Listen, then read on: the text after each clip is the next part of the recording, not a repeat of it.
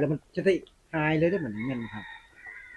มันคนละอย่าง ละอย่างกันอีก ความคิดนะเขาเรียกว่าสังขารอารมณ์ความคิดนิมิตอารมณ์นะสังขารตัวนี้ตัวรู้ตัวนี่รู้เท่าทันนี่เขาห้องสติตัวนิ่งจอนิ่งไปเรื่องเดียวเลยเฉยไปเรื่องเดียวเขาเรียกว่าสมาธิเจ้ายังบอกเข้าใจยังแยกไว้ได้เลยอะไรสติสมาธิเริ่มเข้าใจแล้วต้องแยกให้ได้ว่าอะไรเป็นอะไรความคิดก็ตั้งห้ากับสติตั้งห้าความคิดนะเป็นสังขารพน้องเจตสิกสังขาร52 ดวงถ้าพิสดาร100 กว่าดวงมาปรุงแต่ง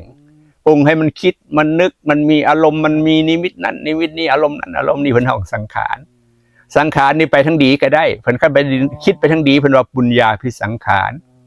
ถ้าคิดไปทั้งบดีทั้งซัวเพิ่นบุญญาภิสังขารถ้ายังเฉยๆเมื่อยๆเนี่ยเนชาภิสังขารยังเป็นสังขารโอ้นี่นั่นแหละเจ้าบุญจักเจ้าอย่างว่าความรู้ทางความจริงแล้วก็หลงพอจำโกลซึกแล้วสิครับ